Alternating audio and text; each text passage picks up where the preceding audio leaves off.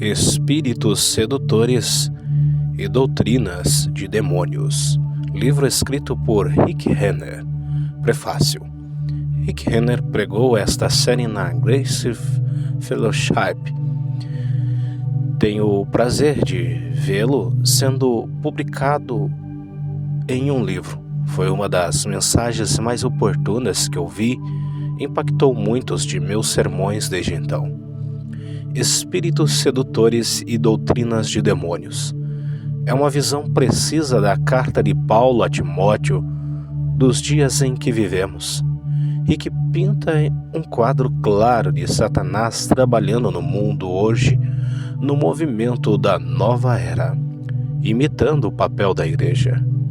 Ele também fala do ataque de Satanás na própria igreja para atrair os crentes para longe do fundamento da palavra de Deus e perseguir apenas milagres e o sobrenatural, e que traz uma verdade equilibrada para aqueles que desejam ouvir a palavra da verdade corretamente dividida. É um prazer recomendar Rick Renner como um ministro capaz, meu amigo. Bob Yandian, pastor Grace Fellowship, Tulsa, Oklahoma. Capítulo 1. Confronto sobrenatural do último dia. Recentemente o movimento Nova Era vem ganhando popularidade com todo o seu glamour, patrocínio de celebridades e atividades sobrenaturais. Está atraindo milhões para sua rede de enganos. Lá, preso em uma sedução demoníaca, Satanás está conspirando para atacar e vitimizar o mundo, inoculando o mundo com um soro mortal, um soro que eventualmente hipnotizará o mundo com fenômenos sobrenaturais não relacionados a Deus. Esta tragédia é muito pior do que jamais poderíamos afirmar. Há uma sedução mundial acontecendo agora. E nós, como igreja, devemos saber como responder. A igreja não deixa de ser afetada por esses espíritos sedutores e doutrinas de demônios. Outra sedução satânica está acontecendo. Este é de longe mais grave, pois é uma sedução ocorrendo bem no meio da igreja. Alguns, por causa de uma fome dada por Deus pelo sobrenatural, estão se intrometendo nos reinos do Espírito sem a ajuda de Deus. Parece certo e soa espiritual, mas há um gancho nesses novos ensinamentos que eventualmente pode prejudicar a igreja e lançá-la em um erro tão prejudicial quanto o do movimento de nova era. É hora de se levantar e gritar a verdade sobre esse perigo potencial. Uma grande ilusão está acontecendo. É hora de virmos diante de Deus com toda honestidade, confessando nossa falta de poder, falta de reavivamento e falta de visitações dadas por Deus. Então, estaremos em condições de receber o mover real do Espírito de Deus que todos desejamos. A nova era, ou os últimos dias. 2 Timóteo capítulo 3 trata de ocorrências dos últimos dias. Ao estudarmos essa poderosa seção das Escrituras, lidaremos com esses erros atuais no mundo e na igreja. 2 Timóteo capítulo 3 soa muito como uma edição atual de seu jornal ou programa nacional de notícias desta noite. Enquanto Satanás está proclamando que esta é a nova era, nunca antes foi tão evidente que esta é a última era como conhecemos a humanidade. Mudanças tremendas nos sistemas financeiros, nos sistemas políticos, na natureza e, é claro, nos sistemas religiosos estão ocorrendo agora. Devemos ter uma compreensão clara do que as Escrituras ensinam sobre esses últimos dias muito difíceis e como devemos responder a eles. A igreja agora se dirige para a sua hora mais importante. Deus está esperando que nos aproximemos da cruz, nos esvaziemos diante dele e nos rendamos ao mover mais forte do poder de Deus que a terra já viu. Apesar dos escândalos dos últimos anos, a igreja vai se erguer para abrir novos caminhos e dominar como nunca antes. Estamos indo para um confronto de poderes sobrenaturais, e Deus vai revelar o quão poderoso Ele realmente é. Tempos perigosos irão. Vire em sua Bíblia.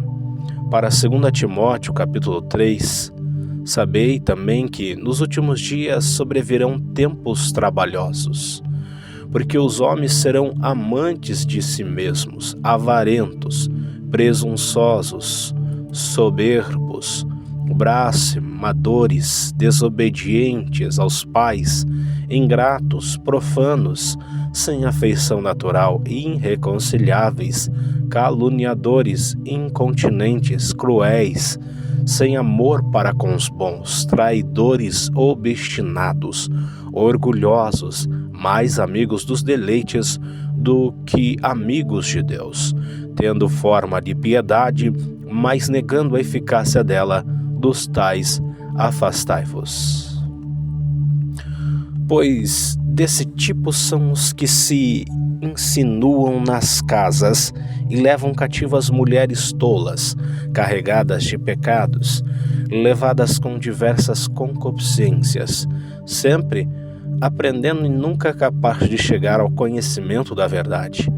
Agora, como Janes e Jambres resistiram a Moisés, também estes resistem à verdade. Homens de mente corrupta, repróbamos quanto à fé, mas eles não prosseguirão, porque sua loucura será manifesta a todos, homens como também os deles era. 2 Timóteo 3, 1, 9.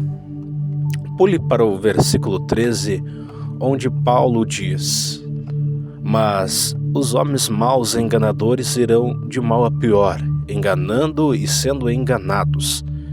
Este é um versículo muito importante no grego, onde Paulo diz: eles ficarão cada vez piores. Isso está no tempo comparativo. E quando Timóteo leu, o significado era o seguinte: Timóteo, você acha que os homens são maus agora? Mas será muito, muito, muito pior no final dos tempos. Na verdade, a língua grega realmente significa que esses homens ganharão repentinamente uma taxa de velocidade alarmante.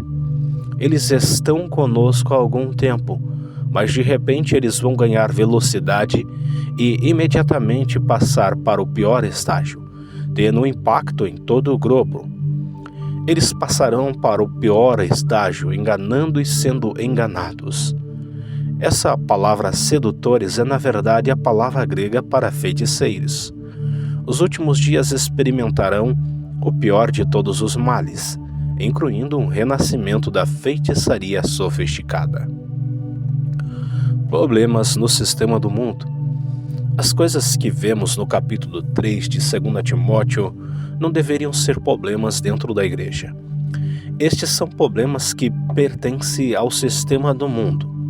Se esses são problemas do mundo, por que Paulo escreve a Timóteo sobre eles? Porque os membros da igreja não vivem dentro das paredes da igreja 24 horas por dia, 7 dias por semana. Eles vivem sua vida no mundo. Eles saem para o mundo, eles voltam para a igreja. E a razão pela qual Paulo é tão específico no capítulo 3 é que ele sabe que a menos que as pessoas sejam avisadas, elas vão pegar a atitude do mundo, levar a atitude do mundo de volta para a igreja. E então os problemas dentro da igreja serão maiores do que já são. Então Paulo diz: filho, deixe-me falar sobre o mundo. Você alarma seu povo com os fatos? Olhe para o capítulo 3, versículo 1, e veja o que ele diz. Isso também sabe que nos últimos dias tempos perigosos virão. quero que você observe várias palavras: a palavra conhecer, a palavra último, a palavra perigoso e a palavra tempos.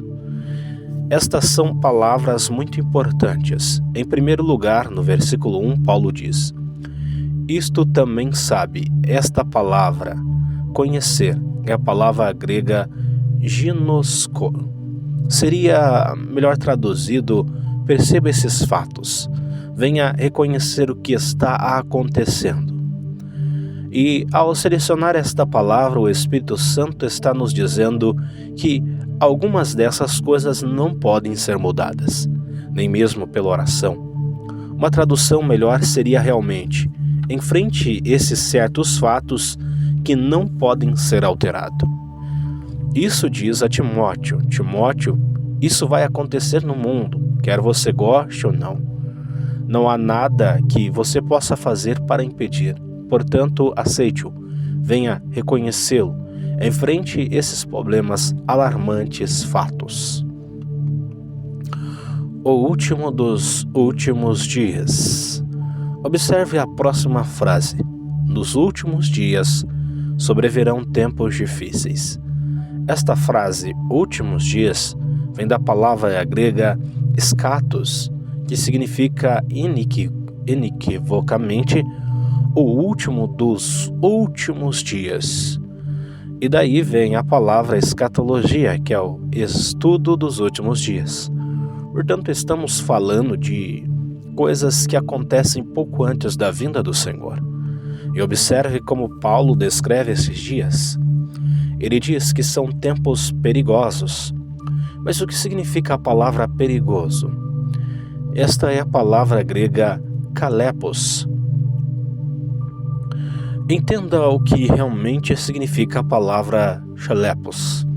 Na Bíblia é traduzida como perigoso, mas a palavra chalepos, na verdade, é a palavra traiçoeiro. Tempos traiçoeiros virão. Você poderia traduzir tempos difíceis irão. Uma boa tradução seria tempos perigosos irão. Realmente toda a ideia dessa palavra perigoso, a palavra chalepos, pode ser traduzida novamente como traiçoeiro, perigoso, difícil, duro. A ideia é um período de alto risco. Todo o período está sobrecarregado com riscos, perigos, danos, mágoas. E Paulo diz que o último dos últimos dias será assim. O que é interessante é a próxima palavra, tempos. Esta é a palavra grega kairos. Esta palavra kairos refere-se a períodos e de tempos específicos e alocados, como séculos ou milênios. Mas aqui a ideia é de décadas. Seria bom traduzir nos últimos dias. Décadas difíceis irão. E cada nova década acrescentará sua própria medida de novos perigos, novos riscos, novos danos e novas feridas. Não sei sobre você, mas acho que é uma descrição perfeita deste século. Porque cada década deste século forneceu um novo pensamento, novas psicologias que basicamente corroeram o respeito, corroeram a autoridade e corroeram a crença do homem em Deus. Tirou a oração das escolas. Agora eles estão tentando tirar em Deus nós confiamos, do dinheiro. Você pode seguir em frente. Há um ataque às igrejas agora. Cada década durante este século parece ter adicionado seu próprio tipo especial de dano e dor especial. 2 Timóteo 3, versículo 1 diz que é exatamente isso que aconteceria. Acho que isso torna esse versículo muito atual. Décadas de dor. Aqui está a ideia: cada década adicionará sua medida de dor. Os 20 irão adicionar sua medida de dor, os anos 30 acrescentarão sua nova medida de pensamento, os anos 40, os anos 50, os anos 60, os anos 70, todos diferentes períodos de tempos alocados estão trabalhando junto, acrescentando ao próximo, e ao próximo, e ao próximo, e ao próximo. E eles estão trabalhando e culminando eventualmente em produzir um mundo que é um lugar muito perigoso para se viver. É um lugar de alto risco, é um lugar que tem grandes mágoas e grandes danos. E se você viver nele, você será ferido por ele. São décadas e décadas trabalhando para produzir um mundo perigoso. Estamos falando do mistério da ilegalidade. Então, no início do versículo 2, o Espírito Santo nos dá uma pista sobre esses tempos perigosos e quais serão as principais características desses tempos perigosos. Você nunca conseguirá se tiver uma versão King James. Na verdade, você pode não conseguir se tiver uma nova versão internacional. Você provavelmente não conseguirá, a menos que tenha uma Bíblia grega. Veja o versículo 2, ele diz: porque os homens serão, observe, essas duas palavras será, essa frase será é o tempo futuro da palavra eime. Agora, preste atenção cuidadosamente a esta pista que o Espírito Santo está nos dando nas Escrituras. Esta palavra eime, será, é a palavra grega traduzida literalmente como eu sou. A palavra eime, no versículo 2, deixa as ideias do egocentrismo, egoísmo, ou uma geração de pessoas que são eu sou. Eles cuidam de si mesmos antes de qualquer outra pessoa. Eles têm uma preocupação desordenada consigo mesmos. A geração eu. Esta é uma geração de pessoas que são egocêntricas e egoístas. Eles são egoístas, eles são a geração eu sou. Isso descreveria esta geração, o dia em que vivemos, melhor do que qualquer outro dia que já existiu. Este é o dia do eu sou. Eu sou. O humanismo secular é a adoração da divindade do homem. O homem está chegando. O homem está se tornando. Esse é o dia em que o homem está dizendo eu sou. Então, para ter certeza de que entendemos, Paulo diz: pois os homens serão amantes de si mesmos. Essa é uma frase estranha, porque a palavra grega aqui é a palavra grega pilautos, de pilos, que significa amar, ou ter amor por um amigo. A palavra autos é onde obtemos a palavra para autobiografia. A palavra autos significa eu mesmo. Então estamos falando de amor por si mesmo. Mas aqui está falando sobre algo que é anormal ou desordenado. É bom respeitar a si mesmo, é bom cuidar de si mesmo. Mas isso é falar de algo que não é normal. Esta é uma preocupação excessiva consigo mesmo.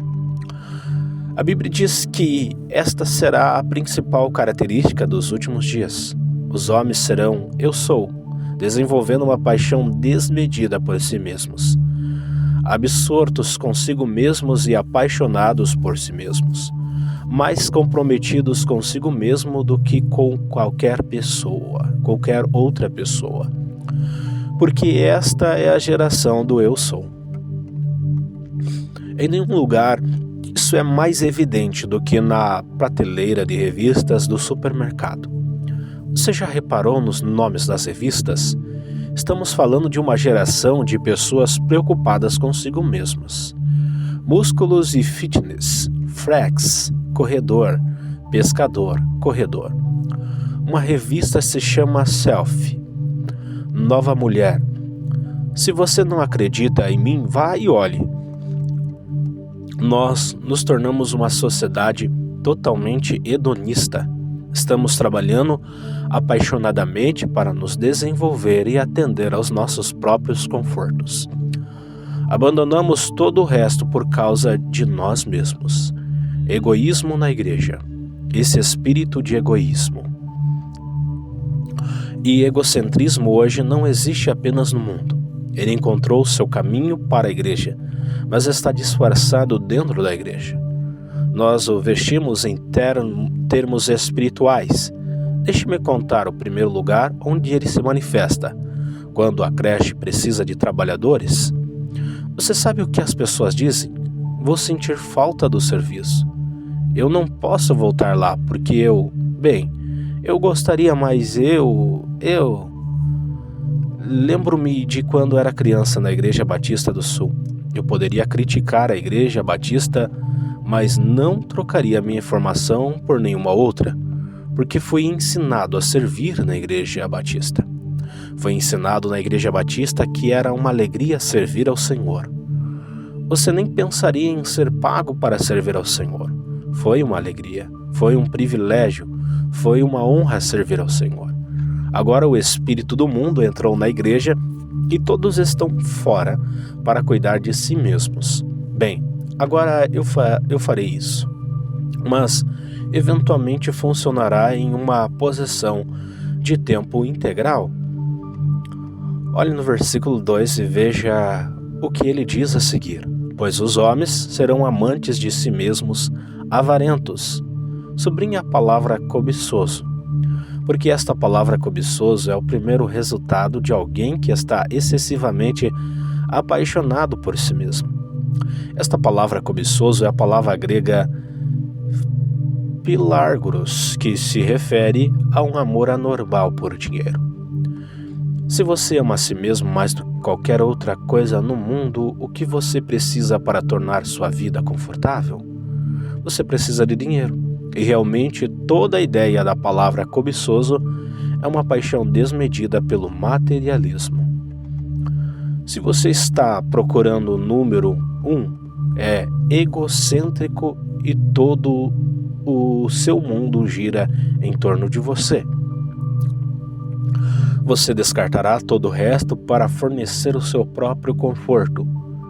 Eu quero que você veja que essas duas coisas estão associadas uma com a outra. Olhe para a próxima palavra. A próxima palavra diz fanfarrões. A palavra fanfarrões é a palavra grega alazon, que significa gabar-se, vangloriar-se, exagerar a ponto de mentir, a fim de que você possa avançar e obter lucro de outra pessoa. Novamente, esta é a geração eu sou. Eles estão tão preocupados consigo mesmos que a moral não conta mais, os padrões não importam mais. Ética situacional. A ética situacional popular é o melhor padrão para esse tipo de geração. O que for melhor para mim agora é o que eu vou fazer. Esta será uma característica dos últimos dias. Um povo que joga fora os padrões. Se eles podem progredir, se podem obter ganhos, se podem ganhar mais dinheiro, tudo bem. Farão qualquer coisa, dirão qualquer coisa, exagerarão, vangloriar-se-ão até ao ponto de mentir, sem nenhuma convicção de o fazer. Então, a Escritura diz, orgulhoso. A palavra orgulhoso descreve um espírito de superioridade. Esta palavra orgulhoso é realmente a palavra superioridade, que descreve a mentalidade do homem que pensa que é melhor do que todos no mundo. Como resultado disso, essas pessoas se tornam blasfemadores. Se você pensa que é melhor do que qualquer outra pessoa, de repente você está em posição de julgar todos os outros. Isso descreve uma geração de pessoas altivas, arrogantes e superiores. Eles têm opinião sobre tudo. Quando você joga fora a moral e cria a sua própria base moral, você está se transformando em Deus. Você diz, bem, eu sei o que é certo para a minha vida. Não me diga o que a Bíblia diz, porque eu sei o que é certo. A Bíblia é apenas um caminho, eu tenho o meu próprio caminho. Você então se coloca em seu próprio nível de espiritualidade e a partir dessa posição é capaz de julgar todos os outros. Fora com os padrões. Não há lugar onde isso seja mais evidente do que nos filmes. As pessoas jogaram fora a ética, a santidade, os padrões, a fidelidade, jogaram tudo fora. E eles se tornaram blasfemos. Eles tornaram-se abusivos. Essa palavra blasfêmia, na verdade, se refere a algo que é violento. Estou apenas falando de maneira geral. Existem alguns bons filmes, eu sei que. Eu gosto de ir ao show, mas o que eles estão dizendo na tela do cinema hoje não foi dito quando eu era um garotinho. E eles não dizem isso uma ou duas vezes em um filme. Muito livremente eles dizem o que querem. Eles não têm um padrão que diz que isso é errado. Eles jogaram fora o padrão. Seu único padrão é: vou fazer o que quero fazer, o que mais me beneficiará e o que me deixará mais confortável. Esse é o padrão deles.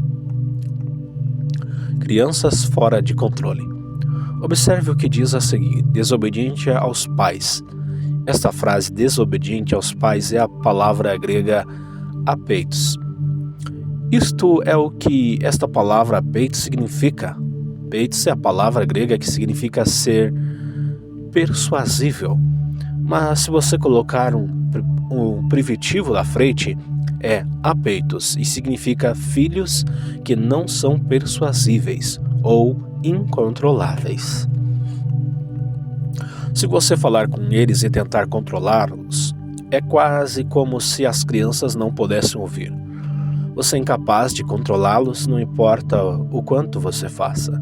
Você não pode persuadi-los. Você perdeu o controle deles. São crianças correndo soltas, crianças fora de controle, crianças que não são persuasíveis. Esta é definitivamente uma característica dos dias em que vivemos. 20 anos atrás, nossos problemas na escola eram colar, chegar atrasado e falar na aula. Agora nossas escolas têm guardas de segurança nas escolas primárias, secundárias, verificando as crianças em busca de armas, facas e drogas. Nossos filhos costumavam fumar cigarros no banheiro. Hoje eles estão colocando agulhas em seus braços e cocaína de graça. Como a palavra foi expulsa de muitos lares e não é mais considerada, a pureza sexual tornou-se coisa do passado. A influência da televisão, do rock and roll e do cinema criou uma imagem que diz aos jovens de hoje: faça o que você quiser fazer. Então, quando a crise da AIDS deveria ter despertado nosso mundo para esta profunda deterioração moral, em vez disso, são dados preservativos para as crianças. Não é de admirar que as crianças não sejam persuadidas e estejam fora de controle.